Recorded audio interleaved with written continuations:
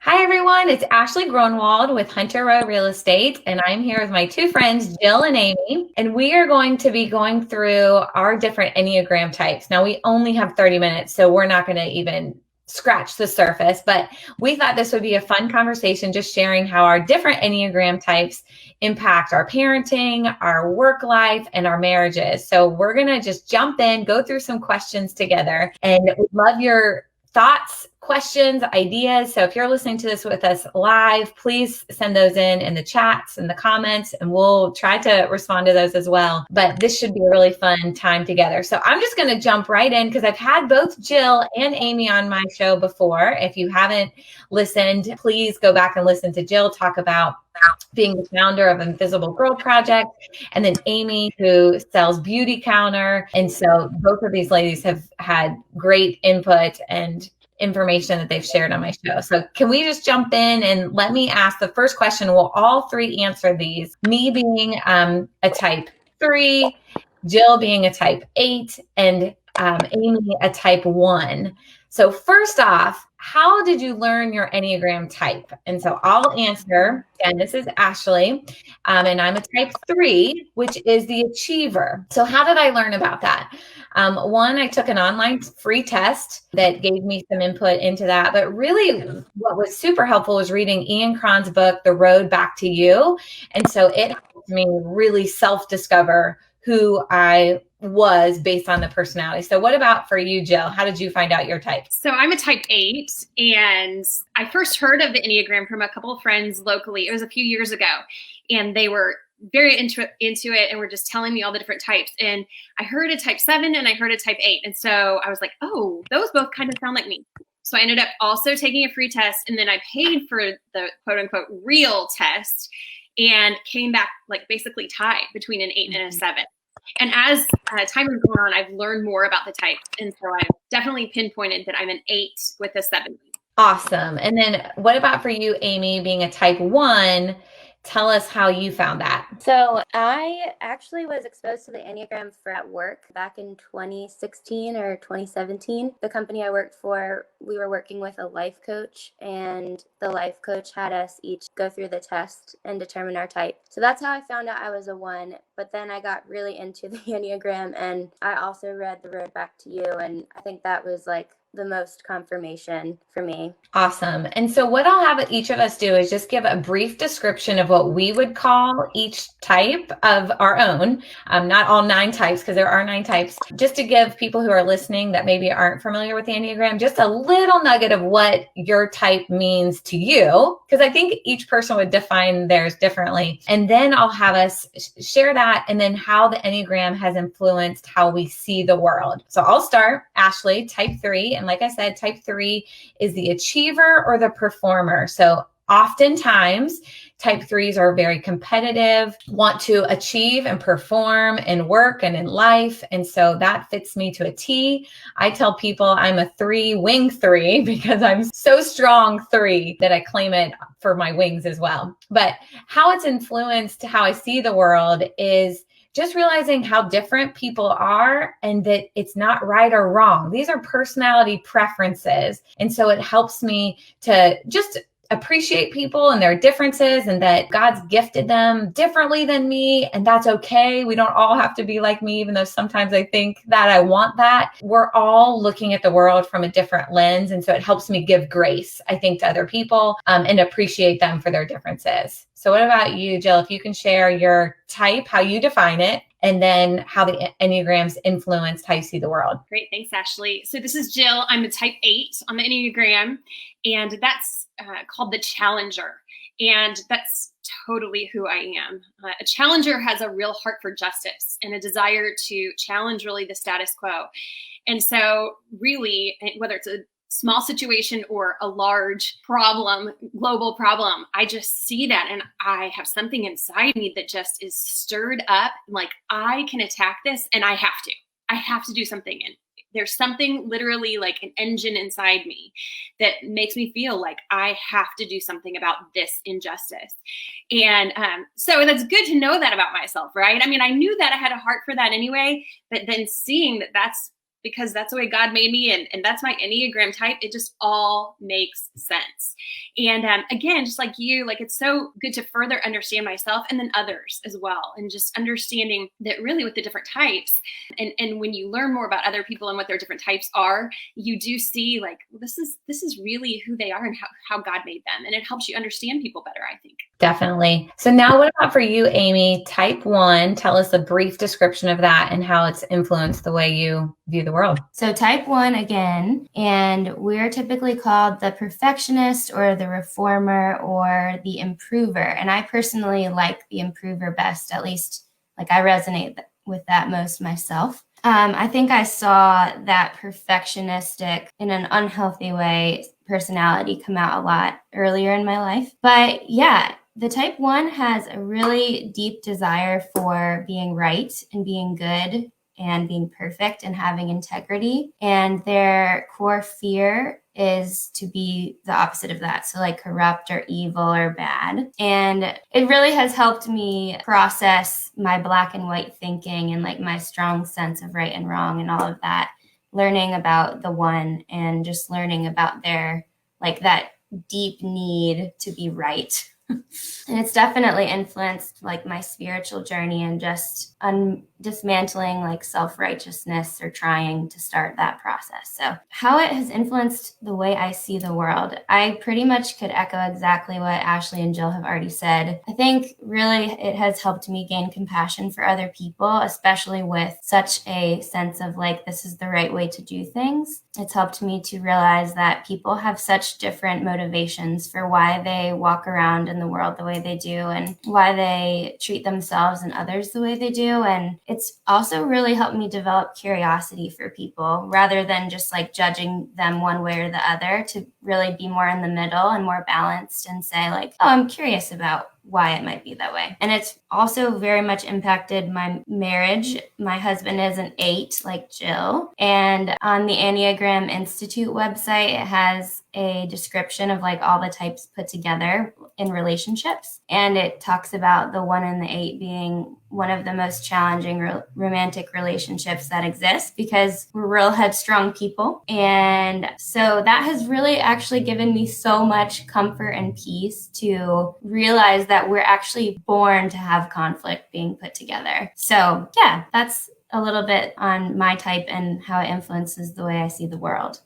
Awesome. So the next question is, what is your core desire, motivation, and core fear as your type specifically? And can you give an example of how each of those impact an area of your life? So this is so good. One thing with me, Ashley, type 3, what they say about type 3 is our kind of biggest struggle is vanity, which I hated hearing that when I read that. I was like, gosh, that's my, kind of the deadly sin is vanity. But it makes sense because a motivation for me is wanting to appear successful and competent and productive and put together. And so that can be a motivating core desire for me.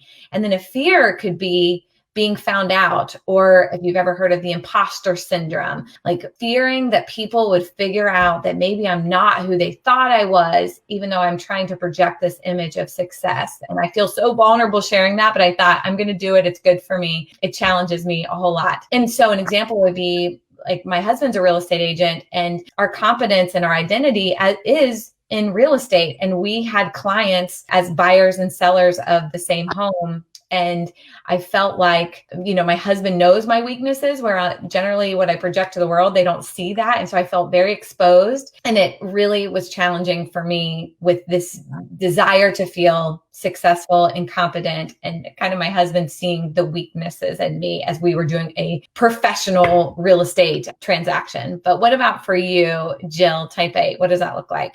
That's so good, Ashley. Thanks for sharing that, because it's true. Like with our different types, we all have like a core fear, right? And really the core desire, like you mentioned. So as a type 8, it says that my desire, like if you look up Enneagram 8, my desire is to protect myself and remain in control of basically my life.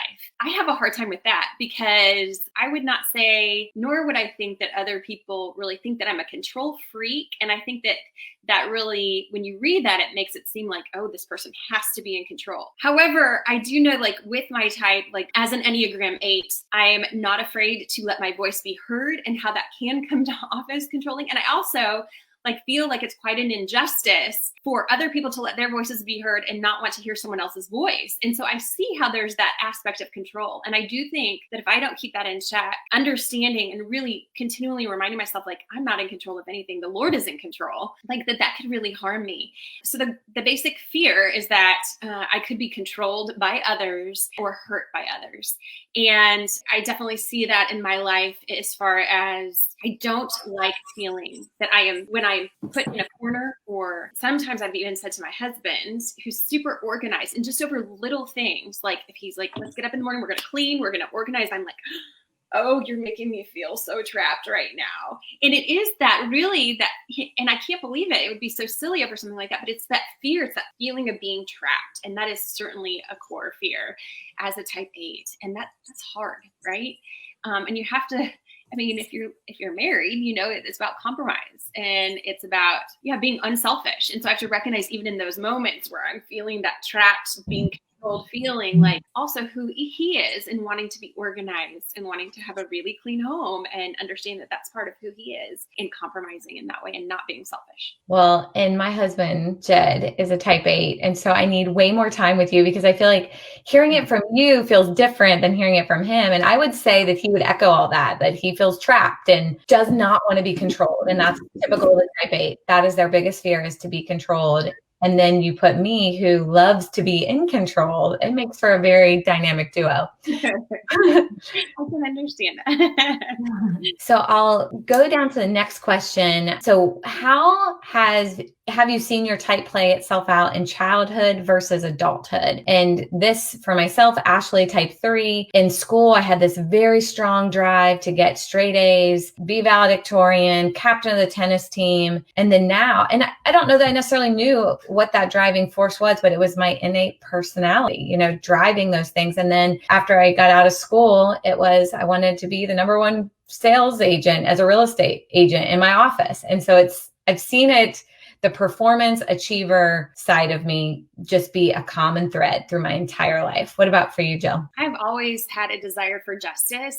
I don't know. I think stereotypically you would think of as a type 8, which is what I am, that I would have presented myself as like a strong-willed child when I was young, or very outspoken. And I wasn't like that. Again, I have a real strong 7 wing. And so I can definitely see as I was younger, like seeking adventure, but also not being afraid of those adventures, and always having really kind of the core reason behind so much of what I did was really justice. And I think my parents really helped instill that in me from the time I was really young. So I think the justice theme has been there ever since I was little. I love that. I think that's amazing. What about for you, Amy? How have you seen it childhood to now as a type 1? Yeah, so when I was growing up, I'm the oldest of 5 siblings. So I was kind of like an additional parent for most of my childhood. And I actually have heard some Enneagram experts talk about how that's really typical for 1. So I was like really involved in managing the household and caring for my younger siblings. And I just really took on like that controlling, very responsible, very,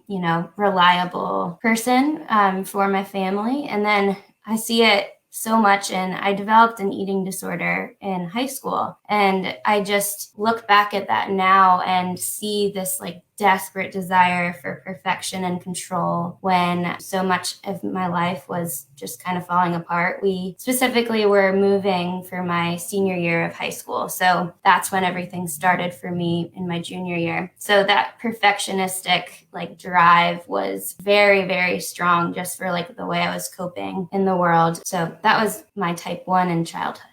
Yeah, for sure. And I think it's so interesting that we can see this like played out through our life, now into our adult years. So next question, are there things about your Enneagram type that don't seem to fit you? And I love this because I think some people can read each type and say, well, that doesn't sound like me exactly, so it can't be me. And it's more the majority of them. So this is a good question for me, Ashley, type 3. One thing was, it says that 3s generally don't want to deal with their emotions. And that kind of caught me off guard because I feel like, and Jill and Amy might attest to this, that I'm pretty open to talking about emotions and feelings and dealing with the deeper parts of humanity and struggles. So I don't think that fit me perfectly. What about you, Jill? Any Enneagram, as a type 8, any Enneagram, I don't know, podcast that I've heard or studying, they say that type 8 women are the most easily misunderstood. And part of what I think it is a type 8 person could come off as being aggressive or, again, having this desire of control. And I just don't feel that way as much. Like, I've heard people say, like, you don't seem like a type 8. You don't have to be in control of the whole room and be so assertive. And so that's a good thing. And just, I think, like, that extreme for a type 8, or maybe on the unhealthy side of a type 8, I do have a hard time resonating with, because I think so much of who I am and what I do too in being justice-minded is justice for others. And so you can see, like, I do have a strong type 2 in who I am. What about for you, Amy? What do you think doesn't line up for you as a 1? Yeah, so one of the hallmarks of a type 1 is having a really harsh inner critic. And I can see that so much in my life up to really like the past maybe 3 or 4 years. I feel like I'm not sure if I should attribute it to like actually maturing, or if it's like I've just learned to ignore what doesn't serve me, but I don't live by that at all anymore. Like I hear it sometimes, but that doesn't characterize my personality anymore. It kind of makes me question if I'm a type 1, but I think that's just because I'd rather not face the fact that it is inside of my brain. So yeah, that is a like harder part of the type 1's personality, having that inner critic. And it doesn't feel like it lines up with me at this point in my life. So the next one we've kind of alluded to, but what is your spouse's type and how does that help you in your marriage to understand him? So I shared that Jed is an 8,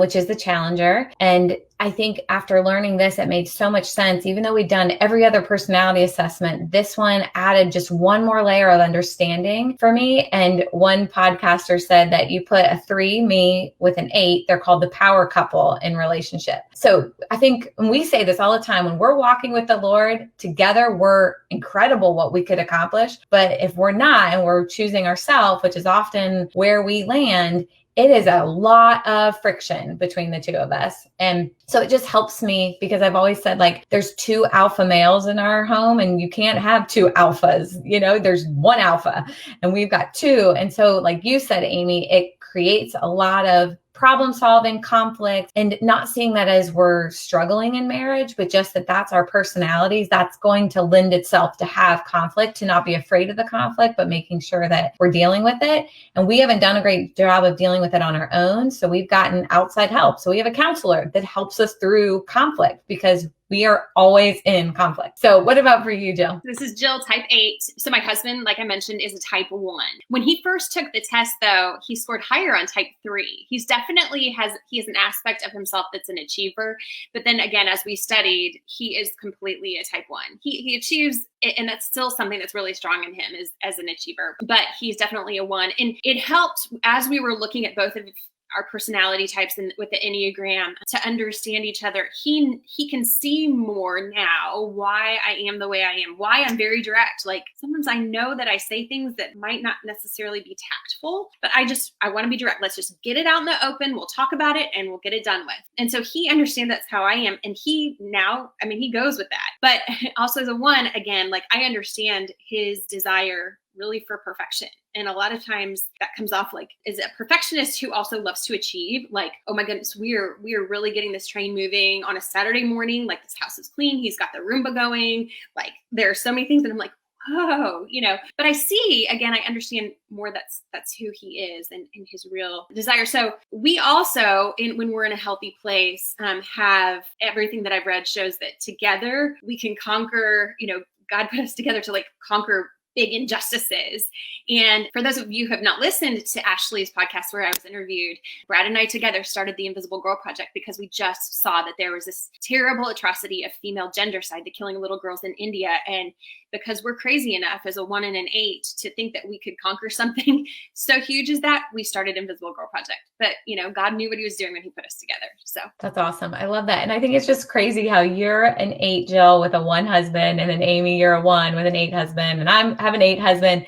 We should spend some time together, guys, and we should double date. I mean, Amy and I did that the other night. And it was so helpful just to kind of talk through things and not feel alone in our differences. What about you, Amy? What would you say to this? Yeah, I mean, I couldn't agree more with you, Ashley. Like, it's so interesting to me to talk to you two, and Jill, to hear your experience being an 8, being married to a 1. I really would like to connect with you some more.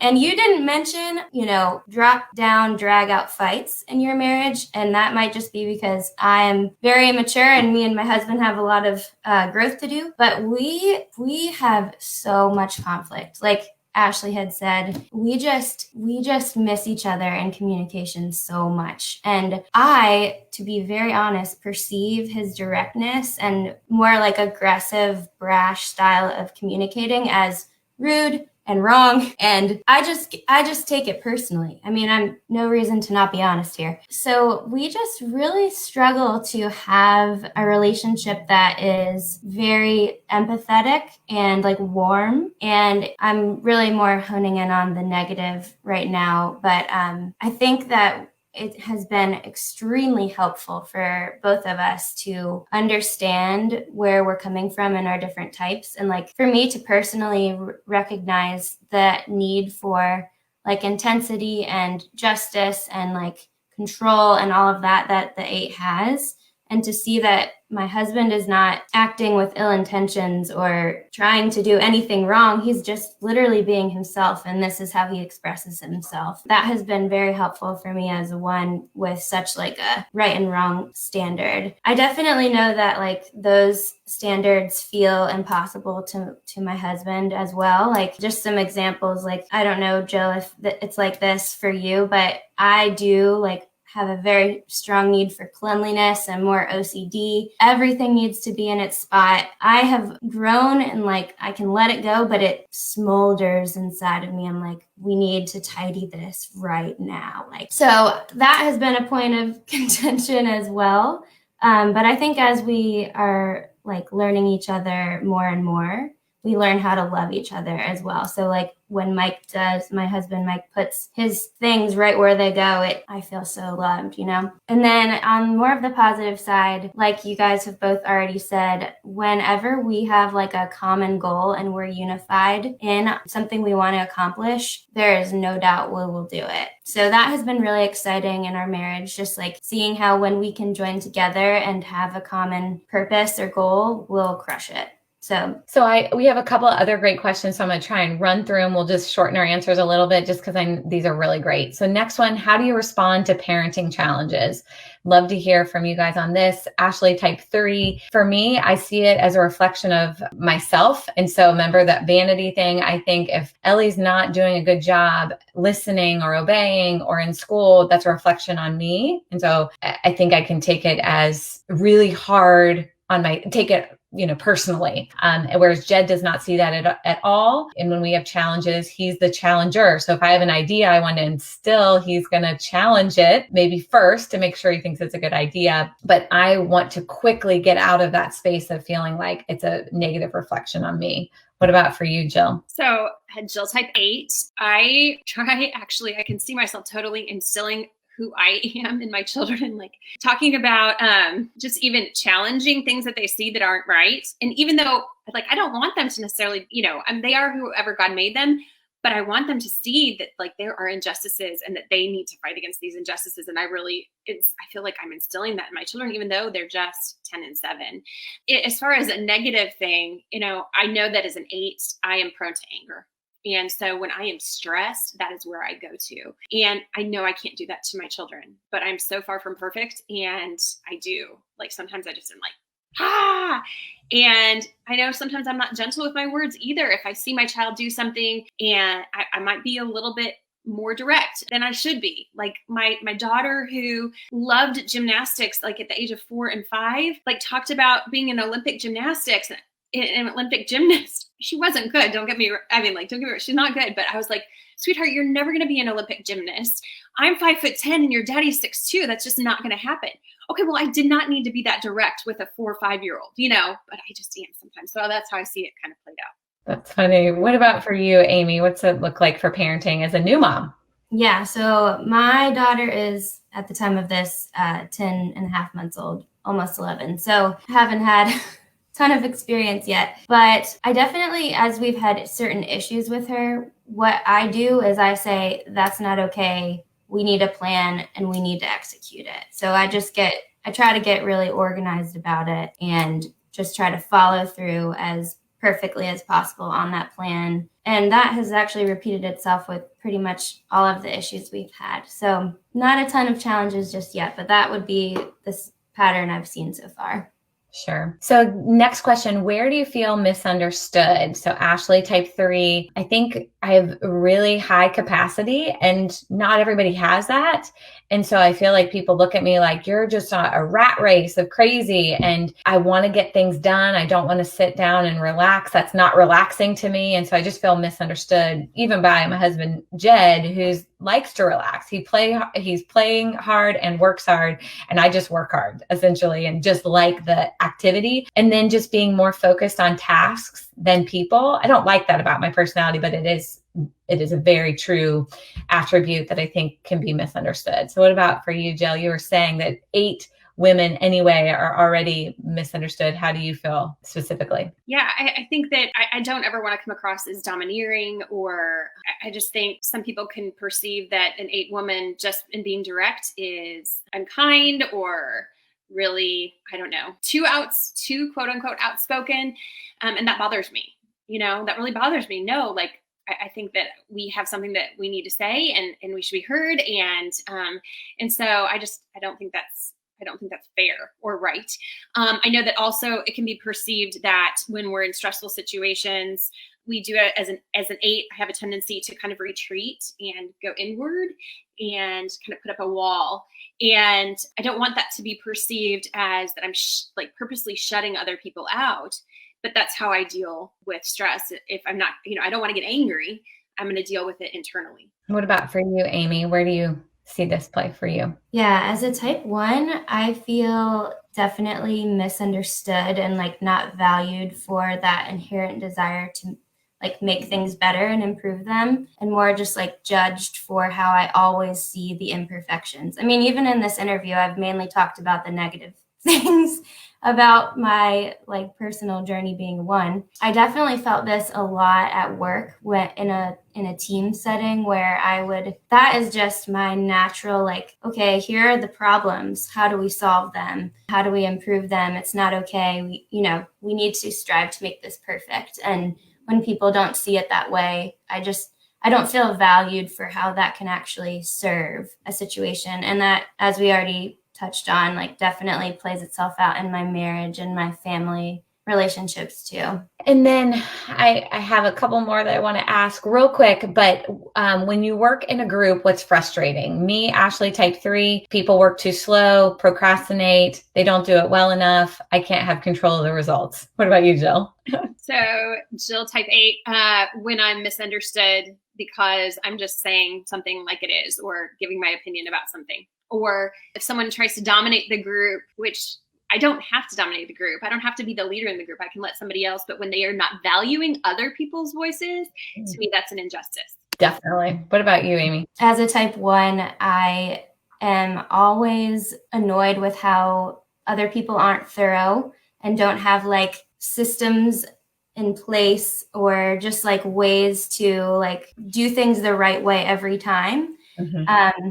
And I'm definitely a rule follower. I'm a rule implementer, direction giver. I love it. That's awesome. What do you do for self-care or to relax? Ashley, type 3, exercise, teach group fitness classes, read. And those are all relaxing and self-care, but they're all productive. So I get to check off things on my list. What about for you, Jill? Jill, type 8. Again, I keep mentioning my high 7 wing, but I love adventure and being out and doing things. And so So during this time that we're taping this, COVID's going on. So that's been really, really hard for me. And so, yeah, I miss traveling because I just have it in me that I need to go somewhere and do something. What about you, Amy? For me, I like to get outside. I like to be by myself. I like to walk, pray, or journal, spend time with friends, exercise. All those things are self-care and relaxing for me. Awesome. All right. The very last question, and I love it so much. What is a pet peeve, or think of just something that kind of goes against your rule system or your foundation relationally that fits with your Enneagram type? So I will share a pet peeve for me, which is lack of efficiency. When people don't do things in the most efficient way, wasting time and money, it makes me crazy. And I could give you a million examples, but I won't. Go, Jill. Okay, Jill, type 8. For me, it's when people aren't direct. And when I've asked, being an 8, I'm not afraid of confrontation. And so I don't like conflict with people. So I will confront and be like, okay, tell me, is there a problem? What's going on? And if they're not direct or honest and they hide things, or if they're just not, just tell me like it is. That is a pet peeve. Again, if you're my friend, just tell me like it is. What about for you, Amy? Yeah, mine's similar to yours, Ashley. I just am bothered by when there's not a strong sense for productivity, or like maybe I can see laziness really easily in people, and it lives in me for sure. So it's very hypocritical, but I just get driven crazy when people don't want to like constantly do and maybe improve things. It just doesn't make sense to me, really. That's great.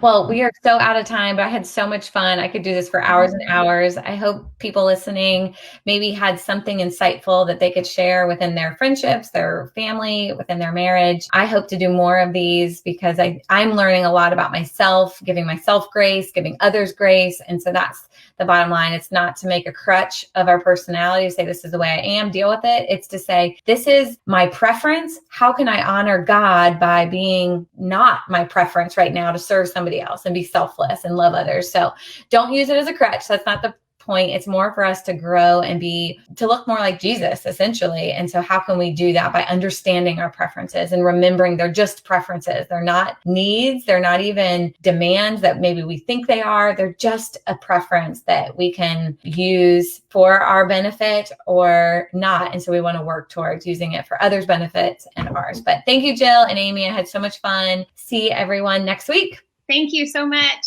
You're welcome. Thank you, Ashley. Thank you, Jill. Bye. Thank you.